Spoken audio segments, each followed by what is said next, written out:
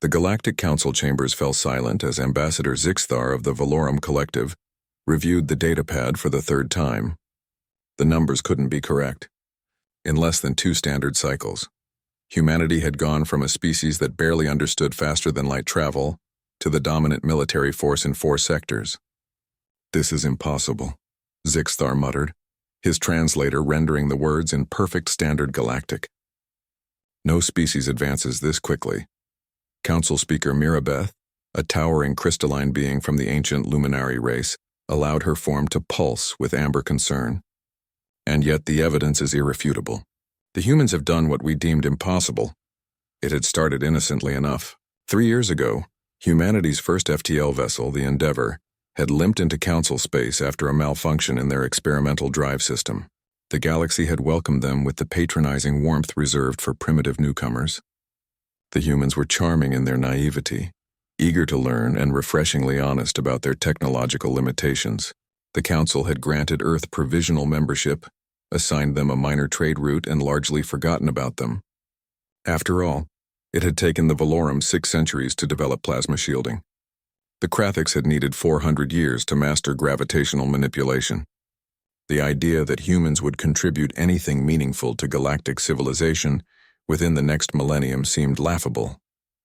Then the Devourers came. The Devourers were an extragalactic threat that appeared every few thousand years, sweeping through Council space like a plague. They were not negotiators or conquerors, they were consumers.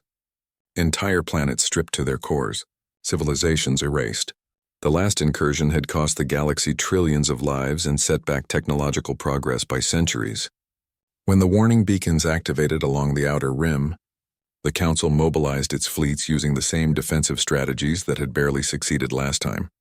Consolidated formations, layered energy shields, and overwhelming firepower at choke points. It was a doctrine refined over millennia. The humans had other ideas. Captain Sarah Chen of the Earth Defense Force destroyer Relentless received the Council's tactical briefing and immediately requested permission to speak. The Valorum Admiral commanding the defense fleet granted it, expecting either questions or a polite withdrawal from Earth's embarrassingly small contingent of 12 ships.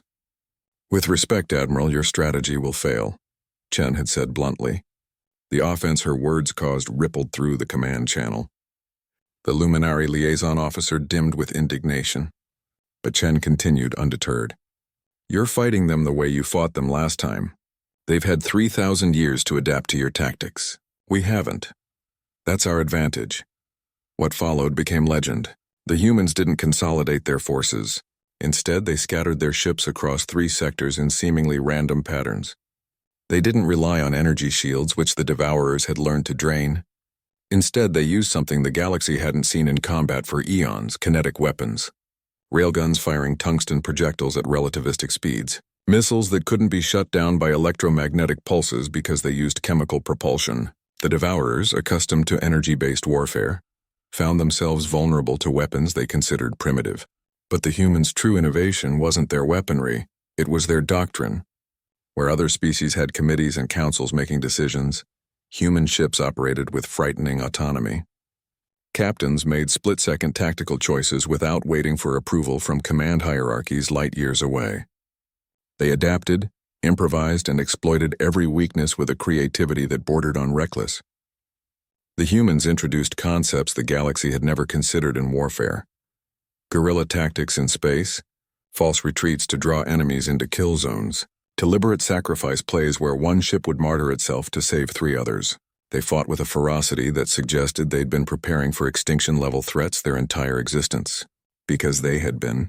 As Zixthar would later learn, humanity's homeworld had been a crucible of competition and conflict.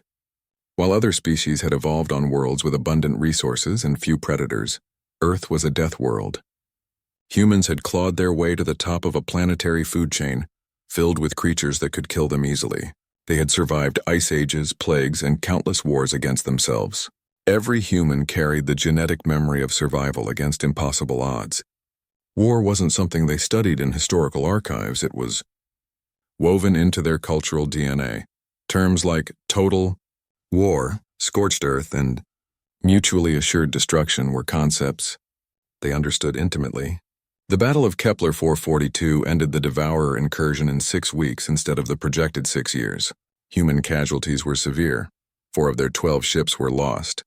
But they'd saved the galaxy from a threat that had haunted it for millennia. The Council's gratitude lasted approximately 1 standard month.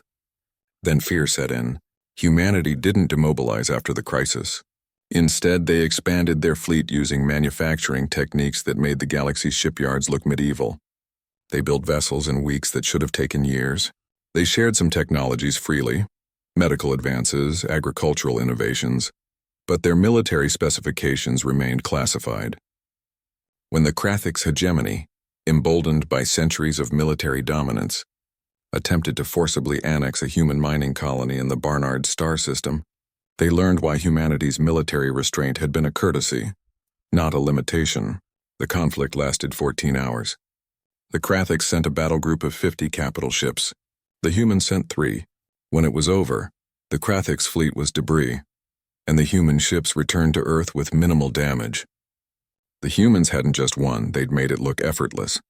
Now, standing before the Galactic Council, Zixthar understood the terrible truth.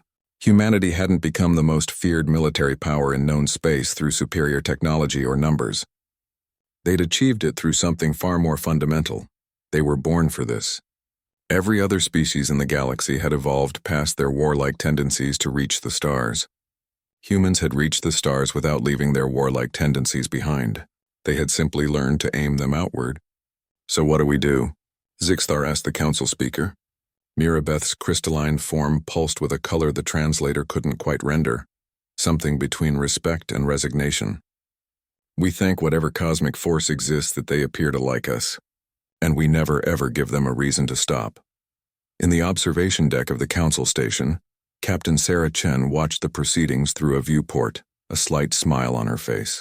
Behind her, a junior officer approached nervously. "Ma'am, the council seems concerned about our fleet expansion." Chen's smile widened slightly. "They should be. We're still trying to figure out what we're capable of ourselves." She turned back to the stars, to the vast unexplored regions beyond council space. Humanity had spent millennia fighting itself on a single world. Now they had a galaxy to protect, and any threats that existed beyond it would soon learn what the Devourers and the Krathiks had discovered. Humans didn't fight wars to win. They fought wars to ensure they never had to fight them again. And they were very, very good at it.